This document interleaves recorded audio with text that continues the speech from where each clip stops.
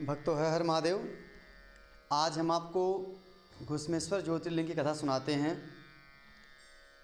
देवगिरी पर्वत के समीप सुधर्मा नाम के ब्राह्मण रहते थे।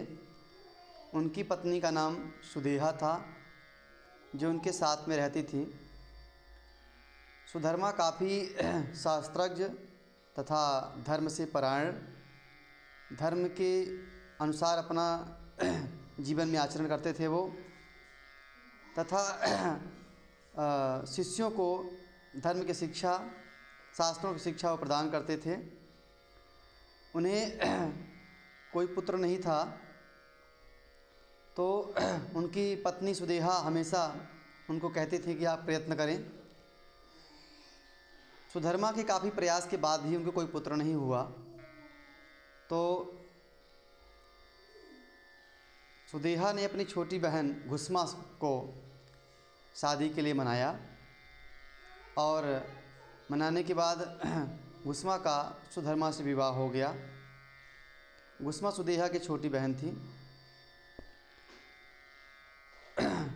सुदेहा ने घुश्मा से कहा कि तुम रोज़ भगवान के पार्थिव शिवलिंग बनाकर उनका पूजन अर्चन करो, तो तुम्हें निश्चित ही पुत्र प्राप्ति होगी। अपनी बड़ी बहन की आज्ञा का पालन करते हुए घुश्मा भगवान शिव के नित्य पार्थिव शिवलिंग को बनाना, और समीप में एक सरोवर था, वहाँ पे वह उनका पूजन याचन करने के बाद उनको वहाँ तालाब में विसर्जित कर देती थी। कुछ दिनों बाद घुश्मा को एक सुंदर पुत्र की प्राप्ति हुई, जिससे सुदेहा को मन ही मन थोड़ा सा ईर्ष्या होने लगी। समय बीतने के बाद घुश्मा का लड़का बड़ा हुआ, उसका विवाह हुआ, पुत्र वधू आई, और पुत्र वधू को भी एक संतान पुत्र की प्राप्ति हुई।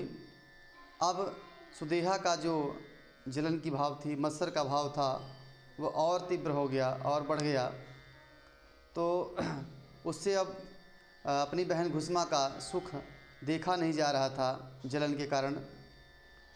तो एक दिन सुदेहा ने सोते हुए पुत्र को काट डाला, और रात्रि के समय ही जाके उसी सरोवर में उस पुत्र को फेंक देती है, जिस सरोवर में घुश्मा रोज़ भगवान शिव का यजन पूजन करती है।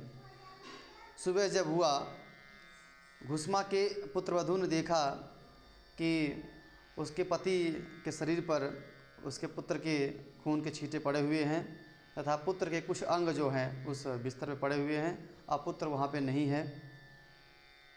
वह जाकर सुधर्मा और घुश्मा से चिल्लाकर बताती है, लेकिन दोनों लोग अपने नित्य कर्म जो भगवान शिव का पूजन यजन में व्यस्त रहते हैं, वो थोड़ी भी विचलित उनका नहीं होते। ये घटना सुनकर उनको थोड़ा भी विषाद नहीं होता।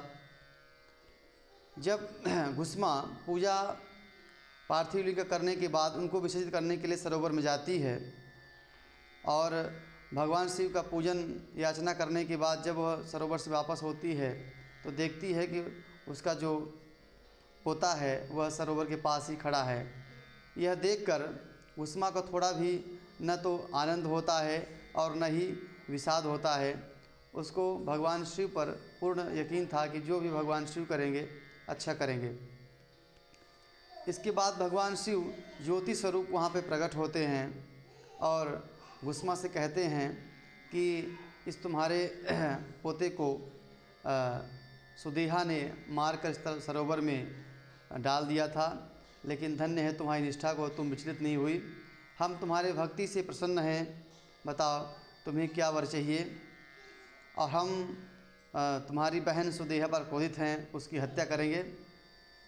घुश्मा कहती है कि आप हम पर अगर कृपालु हो तो हमारी बहन को क्षमा करिए और उस पर कृपा करिए। भगवान कहते हैं कि हम तुम्हारी इस निराकार भावना पर, जो दूसरे के प्रति विकार की भावना नहीं है, इस भावना से काफ़ी प्रसन्न है, तुम हमसे वर मांगो। भगवान शिव से घुश्मा कहती है कि आप हमारे नाम के साथ यहाँ प्रतिष्ठित हो जाएं, हमारे नाम से ही आपकी यहाँ पे ख्याति हो। भगवान ने ऐसा वरदान दिया। और घुस्मा के नाम से ही भगवान शिव घुस्मेश्वर कहलाए। घुस्मा को वरदान दिया कि आने वाली 101 पीढ़ी आपकी काफ़ी सौभाग्यशाली तथा धर्म में निष्ठ होगी, तथा ये जो सरोवर है ये शिवालय के नाम से विख्यात होगा। तब से आज तक अनवरत भगवान शिव की घुस्मेश्वर के नाम से वहाँ पूजा हो रही है और उस सरोवर का नाम शिवालय पड़ा। ऐसी रही भगवान घुस्मेश्वर के प्रादुर्भाव की कथा। हर हर महादेव।